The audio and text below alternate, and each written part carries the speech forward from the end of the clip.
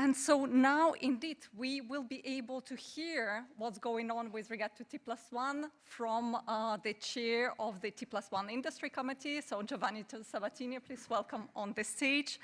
Together with the panelists, Katy Waldy, Director, Head of Target Services Governance at Clearstream, Juliette Kennel from Swift, Global Head of Standards, Gareth Jones, Head of Product Management Settlement at Euroclear, and Thomas Metier, T+1 Settlement Migration Program Executive at Euronext.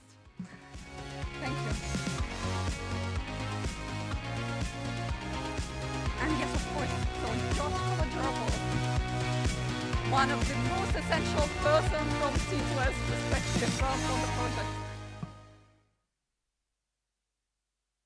Everyone, and thank you, Anna, for inviting us to update the audience on the progress on the journey to T+1. I have little to add to what Verena said. We have the legal framework now almost completed, and this means that the move to T+1 is decided and it is irrevocable, and there will be no postponement of the date. We have heard that the move to T+1 is a strategic decision for Europe, but also at firm level, and therefore it needs taking proactive steps to prepare for this transition now, as automation, standardization, straight-through processing, and also coherent reassessment of organizational processes are critical, not only to manage the shorter settlement cycle, but also to remain competitive in the market and exploit business opportunity from this transition. So, and finally, I would like to stress again the concept that was highlighted also by Verena. The time to act is now. The clock is ticking, and therefore we expect that based on our high-level roadmap, you have already started the impact assessment, budgeting, resources allocation, implementation planning, client communication. And before leaving the floor to our prominent panelists, maybe we can just start our panel with a quick kick-off poll, asking a very, very simple question. Where do you stand in the journey to T+1? So here on the screen we have the Slido questionnaire, and while you respond, we can start our panel. So let me remember that our panel is the last obstacle before the lunch, so I kindly ask you to provide brief answers to my questions. So let me start with Thomas. From your perspective, which are the main strategic drivers behind the industry move to a T+1 settlement in Europe? And how do you see this shift aligning with the broader market trends and regulatory expectation? Thank you, Mr. Chairman. So maybe probably a few look back. Actually, T+1 is not an isolated European initiative. Of course, it's a global trend of settlement cycle compression over at least 3 decades. So I just remember that T+5 to T+3 was in the 90s, and then we moved in Europe T+2 in 2014, and now US, Canada, India are already in T+1. So naturally, Europe is the next frontier. The chairman of the ESMA has very well articulated the strategic benefit for Europe. It's, of course, global alignment with the main market, US. Maintaining T+2 could be a competitive and operational disadvantage for European investors and intermediaries. It's also a cross-border competitiveness element. European market will attract more global capital with an efficient post-trade processing, and it's absolutely fit perfectly with the saving and capital, the saving and investment union agenda, strengthening integration, efficiency across European market. So for Europe, clearly it's a competitive, connected, and credible element for Europe, for its investors, and for the global participant. When it comes to the main benefits for the market, I see three elements. I see a risk reduction element. Every day we remove from the settlement cycle is a day with less counterparty and less liquidity risk in the system. Counterparty market risk are materially reduced with less exposure to default between trade and settlement. In period of high volatility, compressed cycles mean less contagion risk for unsettled trades. It's also a capital and liquidity efficiency gain in an environment where we have high interest rates, stricter capital rules, time is money, and T+1 gives time back to the market. We will shorter the cycle, free up markets and capital more quickly, and participants will be able to reinvest and redeploy their liquidity sooner, improvement their balance sheet velocity. And the last one is the modernization of our operational and technological stack. T+1 act as a catalyst for post-trade automation and for wider adoption for digital tools. I wouldn't say from manual process to STP, but I would say more STP. The migration to T+1 forces modernization, automated post-trade processing, improved data quality, and harmonized operational flows. Actually, it's also a benefit for the entire ecosystem. Brokers, custodians, CSDs, they will become more synchronized and transparent. And I pause here. Thank you, Thomas. And now let's move to Kati. So, looking at CSDs and the broader post-trade ecosystem, what fundamental changes or opportunities do you foresee as a result of T+1 settlement? Thanks, Giovanni, and good afternoon, everyone. I would say that the opportunity, and this isn't just an opportunity for the CSDs, it's an opportunity for the entire industry, is that we have here a will for collective action, and we have everyone sitting around the table in a way that has not been seen for a long time. So that means that we are able collectively, to tackle some of those inefficiencies and frictions that have been bugging us for many, many years. So, you know, items such as the late instruction or late correction of instructions, poor inventory management. And I think, as Verena referenced as well, you know, many of the recommendations that came from the industry committee have also been supported then by ESMA in the final report. From a CSD perspective, so at Clearstream, I would say it's not a fundamental change. That journey to T+1 is simply amplifying or shows a continuation of the focus that we've had for many years. And I would pick here on the role of data. So data is a key to a more forensic understanding of the current state of the market and also where the market, either collectively or individually, needs to go. So there we've invested then in data solutions and in developing T+1 tailored products around key data points. So things such as the settlement finality curves between basically instruction time, matching time, and settlement and actual settlement time.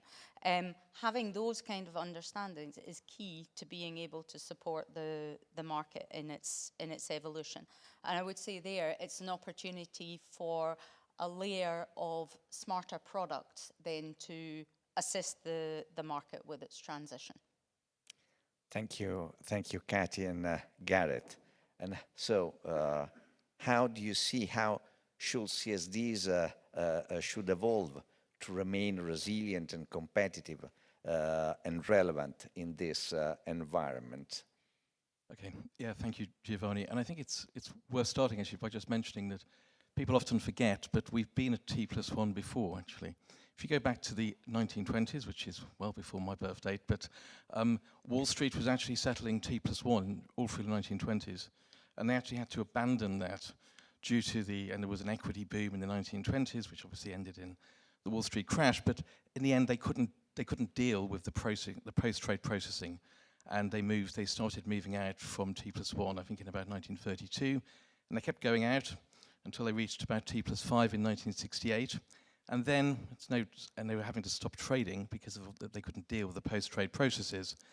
And then that's when CSDs like DTCC, Euroclear, Citadel arrived and the settlement cycle stopped lengthening and began to shorten. And so we're now coming all the way back to the T+1.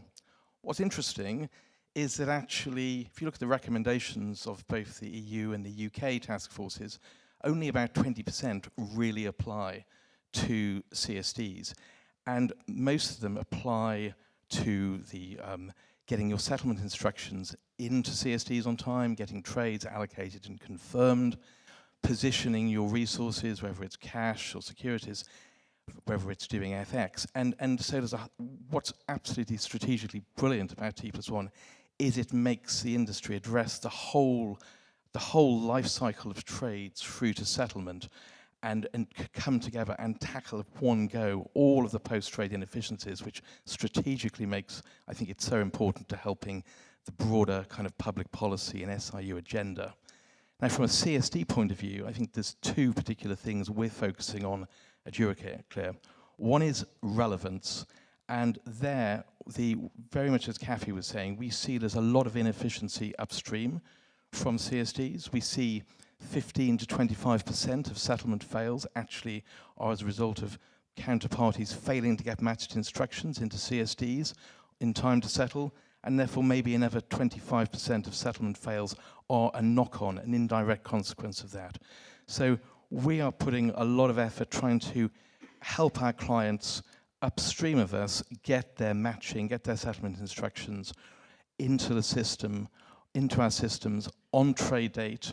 We've got a new product, Easy Focus, where we're using our data in kind of innovative ways. We keep showing clients predictive measures of where they need to go, how to manage their workflow, so that every single trade can be exception managed and resolved and instructed successfully into our CSDs. And we're doing this across all of our CSDs on trade date. And that for us is very much about relevance. And then resilience, it's all about, we will see there will be big moves of settlement, particularly in the fixed income market, out of overnight processing into daytime settlement, and we'll talk about that a little bit later. And so making sure that our credit optimization, our support for clients, helping them use their liquidity efficiently can be done during those daytime settlement processes. Well, thank you, Gareth, also for having highlighted the fact that the move to T+1 is a collective effort that involves all the market participants, from trading to settlement. But now, George, from the ECB perspective and as operator of the main settlement platform in the EU, which are the opportunities and challenges you see in the decision to shorten the settlement cycle to T+1? Okay, good afternoon to all. I hope you can hear me. Yeah, thank you, Giovanni. I have to say, at this time of the day, and with so many competent speakers before me, I'm not sure I can be very innovative because a lot has been said already by Verena and Thomas and others. Perhaps 2 or 3 key points. In the ECB, we are fully supporting the move to T+1, and I think some of you are aware We have dedicated teams for the functional analysis and the support to the excellent EU governance chaired by you, Giovanni. For the reasons that I think Thomas very nicely explained on the risk management, Verena spoke about the attractiveness and competitiveness of the European financial market. It goes to a bigger, I don't want to go into geopolitics, there will be more panels to understand, but it goes to the bigger picture why we have to keep Europe attractive and competitive. And for these reasons, in general, the ECB is behind that. More specifically, on the target services evolution and operational team, we want to support the market, the T2S CSDs, their clients, and the T2S ecosystem to move to T+1 in a way which is, in our jargon, should happen safely and efficiently. I'm very happy I saw a question somebody posed about the trade-off between T+1 and settlement efficiency. In our view, the benchmark is very high. We need to move to T+1 in October 27 with a minimum same level of efficiency in T2S as we have today. The latest data, and Garrett, you spoke about data. When we look at the settlement instructions reaching T2S at value data level, we have 98 to 99 settlement efficiency in T2S. We want to keep this settlement efficiency moving to October 27. That will be a challenge, Giovanni. On the opportunity side, sorry to go back to Thomas, you mentioned standardization, harmonization. I think T+1 is an excellent trigger and catalyst for all of us to work collectively to continue the journey, because it's not, it didn't start even this year. It was Giovannini report behind that. Some of you in the room, you're aware.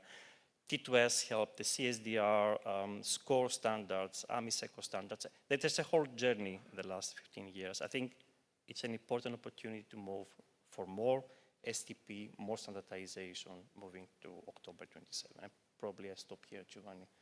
Thank you. Thank you, George. Yes, actually, it has been a long journey, and unfortunately, some of the Giovannini barriers are still there, and probably this is also a great opportunity if we cast also this project in the broader perspective of the Saving and Investment Union. Is a unique opportunity to remove those obstacles and to promote more market integration and reduce fragmentation. But let's move from a strategic outlook to more operational challenges. And in this area, standards and interoperability are central to this transition. So let me ask to Juliette, could you share the latest development and priorities in the SWIFT standards roadmap that would be also central for the process of moving to T+1? Yes, thank you very much. Hello, everybody.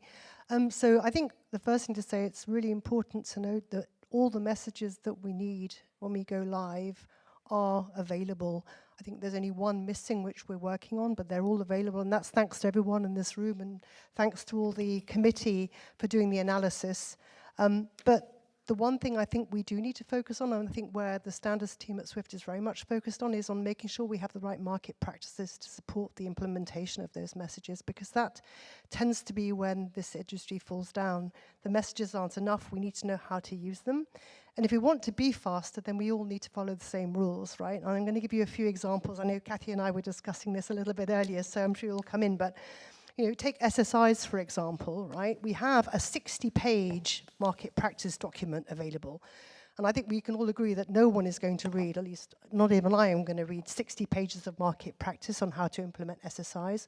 What the SMPG have been doing and what the SWIFT standards team has been doing is to try and simplify all of that. We've come back with a 4-page document, which we're hoping everyone's going to follow. So that's something that we've been very much involved with. On the pre-matching side, we've been asked to create a whole set of ISO 2082 messages, which we've now done. There's one missing, which is the allocation message, which I'm sure is going to go through the ISO process end of year. But I think what will be interesting to see is just whether or not those messages actually get used, because I'm not convinced personally in pre-matching that we're going to be wanting to use ISO 20022. I think the market, given the time frame we have, is probably going to want to stick to what they do today, which is use fix. So while those messages are there, I think it does come down to nitty-gritty implementation of what we want to use and aligning across the market on how to do that. A last example I'll give on that is probably partial settlement.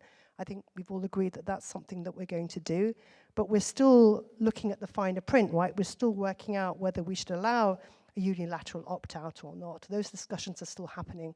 So while the overall message is very positive, we have the messages, we have the market practices, the devil's going to be in the detail, because it's not until we all do things the same way that I think we're really going to manage to achieve levels of efficiency that we're all looking for. And I was quite interested, actually, the very first question we asked, where are you? I think it was like 41% of people said that they're actually starting to implement. That kind of worries me slightly. We haven't got that far. 41 seems low. I don't know what you all think, but that does seem low to me. Well, thank you. Maybe we can end the panel with a couple of comments on the results of the survey. But standards are central, and therefore let me ask to Cathy. The high-level roadmap highlighted the need to develop market practices to adhere to a certain number of recommendations and focusing on standardization of trade matching and settlement instruction. So you are co-leading the EU T+1 task force on SSI standardization, and therefore if you can update us on the progress in this area. Okay, thanks. So now Juliet's touched on the SSI aspect of that. So basically the market participant level in terms of the exchange and or efficient exchange and maintenance of the SSIs. Looking at some more granular parts of that recommendation and the mandate of the task force, we have transaction types, and this is an interesting one. I think it illustrates the point that Juliet made. There's a recommendation there to look at having a consistent usage of transaction types. Now, what the task force has established is that, surprise, surprise, actually all the elements are in place already. It's just that they're not being consistently used today, and that is despite the fact that it's actually anchored in CSDR. So there, in some ways for the task force, that's been something that could be, relatively quickly ticked off the list, and there's recommendations, or there'll be guidance as an output from the task force. Another element that the task force is looking at is about the settlement instructions at custodian and CSD level, so SIs as opposed to SSIs. Here, there are still more exceptions than there should be, than we would want to have, and of course that, in the context of a migration to T+1, we need to tackle those. Instruction formats in T2S are mainly straightforward.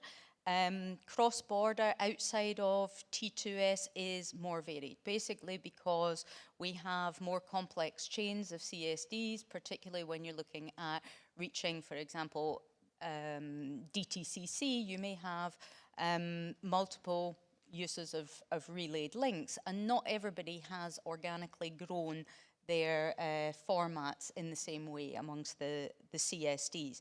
So there's been really good cooperation then with the SMPG group. There's a recommendation there on the consistent use of PSET and PSAFE. And what I see as a really positive development is AFME have also agreed to incorporate then those recommendations into a paper that it's working on. So great examples there of cooperation also with the FMSB on the SSI standards. I would just like to pick up more generally on the point that was made about adoption and adaptation. Because I think this is one of the challenges that we have with T+1. there can be a tendency, particularly if it's perceived that a market practice is not being implemented, to ask the CSDs to implement a technical solution. In my view, in many cases, that's like using a hammer to crack a nut. Instead, there's a case for going back with the associations to establish why is that market practice not being implemented as everyone has signed up to. And I think here we're sitting in an ECSDA conference. We're all very aware of the pressure that we are under, or the perception in the market that CSDs are more expensive than they should be. But then some of those critics will, on the other hand, turn around and ask the CSDs to implement technical solutions. That is a cost driver. So we need to find, in the context of T+1, a balance, but we should not shy away from asking the market via the associations to enforce market practice, at least in an initial phase, rather than putting in a costly technical development. Thank you, Cathy. And Thomas, from your standpoint and as Euronext, what are the most significant operational and technical challenges encountered so far in the migration program, and how Euronext is addressing them? Thank you, Giovanni. So from the implementation of T+1 at Euronext, I see three main challenges. The first one is the right level of awareness of all clients, and when I say all clients, is from the very closest participant to Euronext to the small remote financial institutions. I've been traveling Europe over the past few weeks, participating to different industry fora, and I see three populations.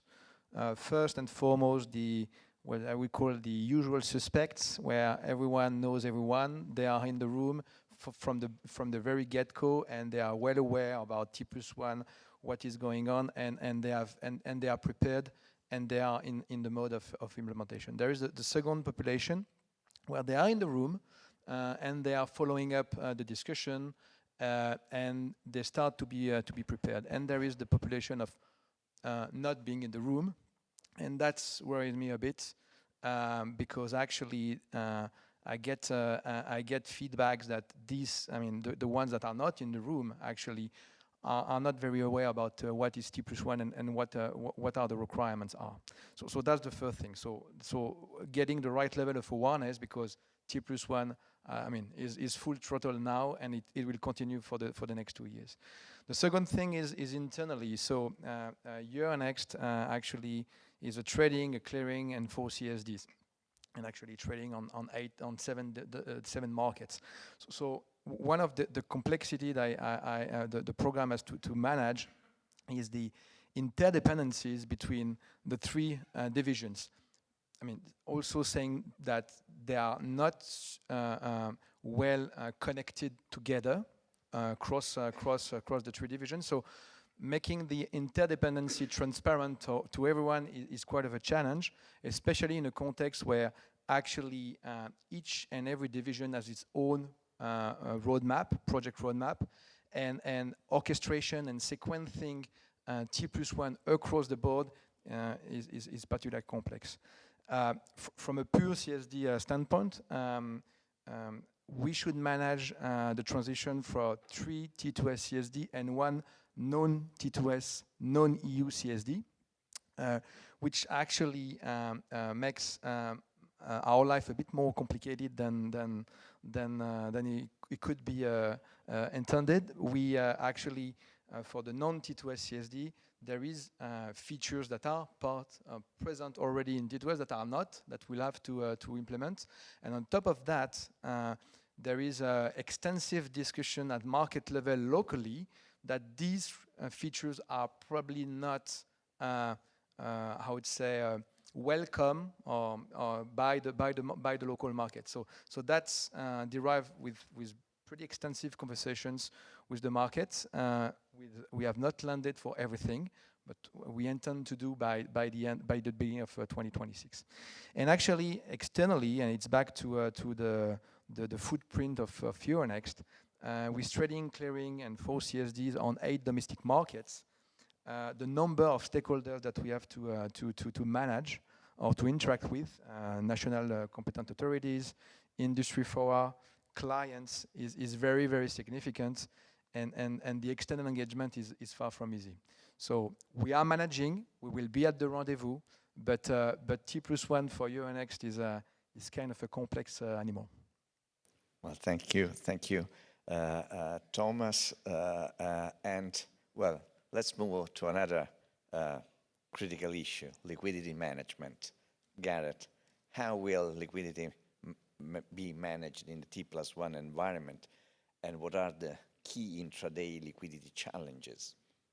Thank you, Giovanni. And I think it's worth starting on this subject by highlighting probably the biggest difference, in my view, between T+1 in the EU and T+1 in the US and in the UK, because the US Treasury market and the UK gilt market have actually operated on a T+1 settlement cycle since the 1990s, whereas in Europe, government debt markets are still operating on T+2. So therefore, that means that the government debt fixed income markets are part of the migration to T+1. Now, that has a big impact on liquidity. It's not actually so much the cash markets, but it's the underlying repo markets, because what happens in the US and the UK is you see very high volumes of repo transactions which actually are traded for a T+0 life cycle. So I'll kind of try and characterize what I mean by that. I mean, today, it's Tuesday. If I do a cash trade in a line of government securities, I'm going to settle that on Thursday today. I probably will know my funding position by the close of business today, Tuesday, and tomorrow morning I'll do a repo trade for T+1 settlement to fund that purchase. What that means is those are both ready to settle by the time you get to Wednesday evening, Wednesday overnight, Thursday. They'll settle as a net in the overnight settlement, whether that's one of the ICSDs or T2S, and there is very little intraday liquidity impact from them.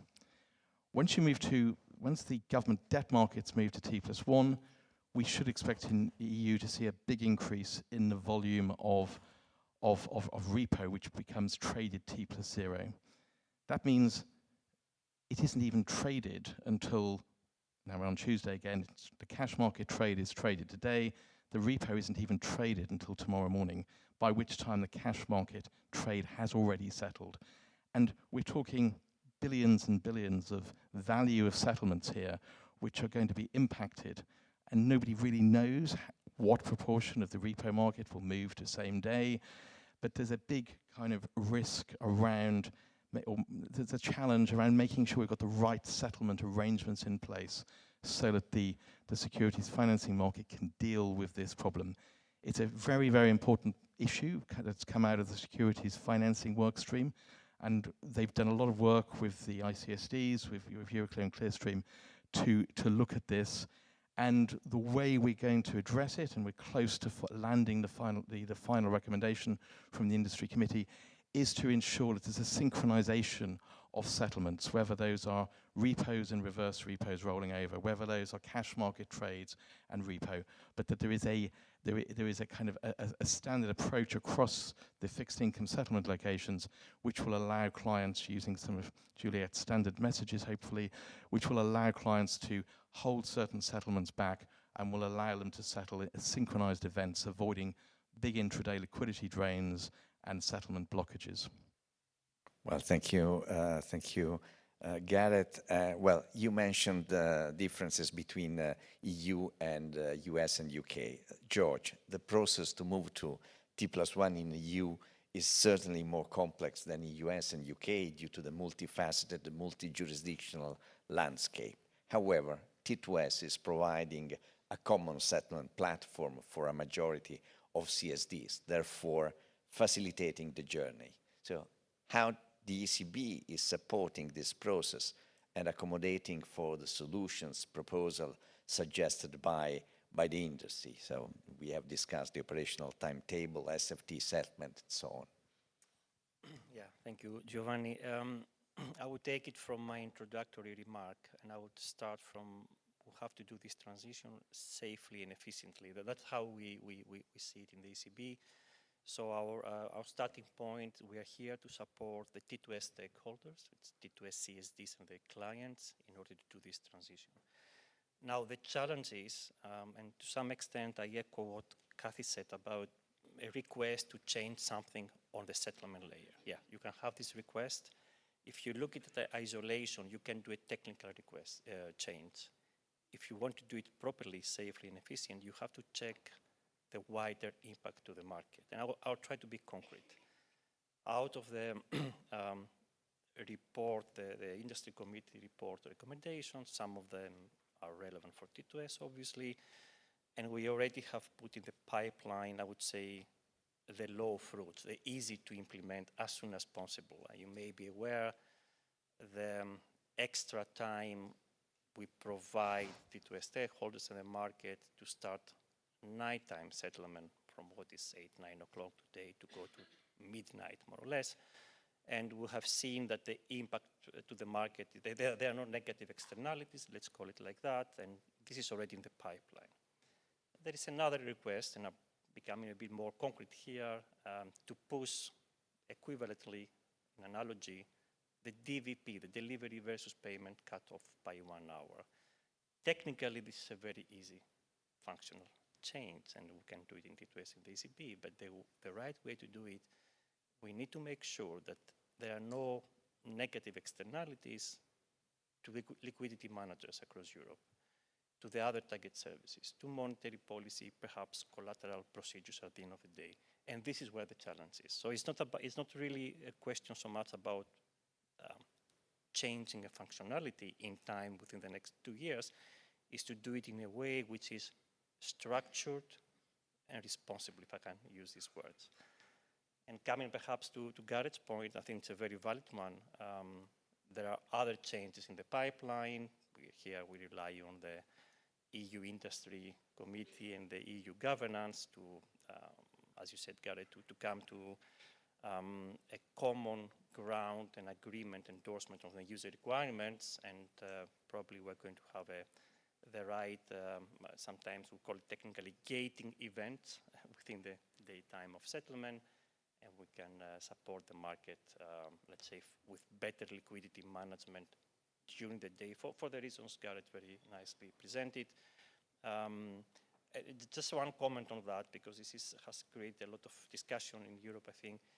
There is today in daytime a lot of repo activity and securities financing transactions from our statistics in T2S, and it happens efficiently. I think the challenge is tomorrow, that it's a crystal ball, is as Garrett, sorry to reference you so much, you mentioned, is that there is a lack of information on the spot market. So what exactly do I need to do to make sure I have my cash in place? So I think we are working there, and there is a good progress, and I think it's a good opportunity, if you allow me, Giovanni, to say to the excellent work of almost 1,000 experts in the EU governance, they are working towards recommendations, including the one on the repo transaction. If I may say so, that's the difference with the US. It's a single jurisdiction, a single market. We have many jurisdictions and CSDs, but all of us, we work together, EU and private authorities and entities, and in 6 months, what was produced was quite remarkable. And stop here. Well, thank you, George. Well, again, let's move a lesson or insights from the US. So with Swift unique visibility in the global post-trade traffic, Juliette, you have a front row seat to observe market trends as they unfold. So what insights or lessons can you share from the US transition to T+1? So I'm going to be kind, because I can see we have 2 minutes left. We have a report on our website where we have looked at traffic and the impact on traffic and transactions after the US went live. Some very interesting insights there. And I'm going to share one actually, which I think answers a little bit the question about the FX industry at the end. Here it says, have they done enough to, or anything at all to protect global investors? What we noticed after the US went live was the volume of small transactions really, really rose. And I think what that tells us is that's good. The market's reacting, and they're able to come up with FX deals to be able to settle the trades out there. But maybe the bigger question is, what's the impact? What's the cost impact of not being able to bundle trades up and get a better rate? So I think that question is actually a very interesting one to think through. And you mentioned, Thomas, that T1 is becoming very much the norm. When you look at the FX, when you look at the traffic over the SWIFT network after the US has gone live, and we look at all the implementation plans that are currently in the pipe, by 2030, at least over the SWIFT network, more than 80% of traffic will be settling T1, which I think is also an interesting insight that we've got from our data. But we have no time left at all now. Yes, so. well, maybe let's take another couple of minutes to ask a question, a very challenging question to be answered in 30 seconds for all of you. What next? The world will not end on 11 October 2027. So how do you see the future of the post-trade industry after T+1? Thomas. T+0 and instant settlement is probably the ultimate frontier for the compression journey. It's achieving, but it's requiring technological upgrade, but also new operating models, new liquidity management practices, and to be a bit provocative, maybe a redefinition of what settlement finality means. It's technologically feasible with DLT, with tokenized cash, but it's operationally complex. We need real-time funding, intraday liquidity, and 24/7 synchronization across time zones. But maybe the question here is probably, if you want to open the debate, the goal is not the speed for its own sake. It's also optimal. We need to probably find an optimal balance between efficiency, liquidity, flexibility, and risk management. Thank you. Juliette, you were... I was just going to say, following on from the insights from the US, maybe I can answer the question as well. What we noticed was we looked at why are trades still failing post T1 move in the US, and what we found, perhaps not a surprise to everyone, was for exactly the same reasons as they're failing today. So I think one of the things that we do need to think about is coming back to implementation, thinking through operational efficiency. Those problems won't go away if we don't do things in a joined up, harmonized manner. We'll still have the same settlement fails that we have today. Kathy. Thanks. This is a shoe-in, because I'm just going to reference in that context the discussion that Giovanni, you and I had with ICI a couple of weeks ago, with the representatives in the US, and there it was very interesting to hear, let's say, a couple of flavors about how does Europe and the US differ. On the one hand, I think they were genuinely quite surprised to hear some of the challenges that we still have today around settlement instruction formats, and there, when we explain around some of the complexity of cross-border, that was insightful for them. On the other hand, the scope of the European T1 transition is more ambitious in many cases. The example of partial settlements as a default is something that the US put on the shelf and is only taking off now to pick up again. So that is something where Europe is going further and faster in its T+1 journey than the US. And I do think that's the right approach to deal with it now, where we've got this collective will and everyone's sitting around the table in a front-to-back way. Thank you. Gareth? Well, assuming we haven't all become tokens on BlackRock's Aladdin platform, I'm going to assume that traditional assets, I think we will be on T+1 actually for quite some time. However, because I think T+1 is the natural kind of it's a natural place where shortening settlement cycle ends up and the cost of moving the kind of traditional market infrastructure onto a shorter timescale probably that makes no sense. However, I think the agenda will be dominated over the next, after T+1, for 5 years or more by operational timing questions and changes in the market. I'll just give you 2 examples straight away. The US will probably move, the free exchanges in the US will move to 24-hour trading next year. I would imagine Europe would follow within a couple of years. That has big impacts on the settlement day. And also, I think that we're seeing with the T2 consultation, the Bank of England consultation about RTGS, we will see a much greater move towards payment systems and platforms by central banks being open, over the weekends. It's 24 hours, and people will be looking for CSDs to be able to support those kind of moves with the ability to move assets to central banks on a Sunday to support banks in trouble, that kind of thing. So I think operational issues and timing will be very important. Thank you. And the final word to George and his ECB. Yeah, no, I will try to be very concise on T+1. I think October 27 is not the end of the journey. I think this is a key message from our side. T2S has a continuous evolution journey. We call it evolution. We have releases every year. There will be changes before October 27 and changes after October 27. Around T+1 as well, there will be lessons learned. So I think there will be a lot of fine-tuning.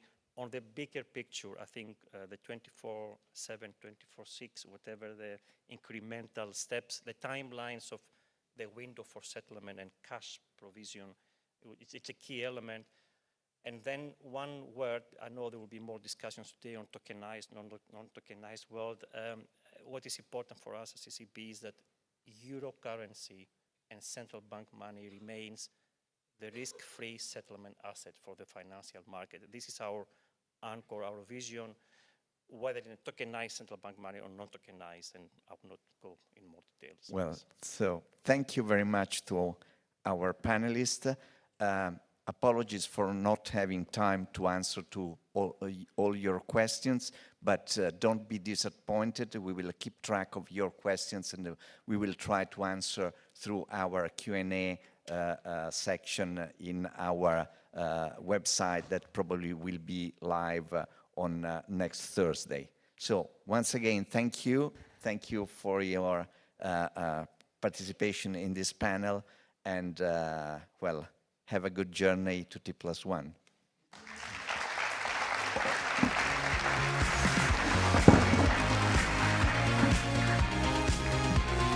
Thank you to the panelists indeed. So now we're perfectly reassured, right, that T+1 is well on track with such a senior attention and such a knowledgeable experts indeed who have been able to speak and share their knowledge here today. And indeed, on one of the slide questions, we have seen that there is a question about the partial settlement, and I'm guessing that it is Jesus Sanchez, who is also here in the room, the chair of the partial settlement task force, who will most likely be joking during his Christmas dinner about that. Right. So now we are ready to break for lunch, and after the lunch we will be pleased to have you here back in the room within 1 hour at 2:30, let's say. And after that we will be able to speak about tokenization, 28th regime and geopolitics. Thank you.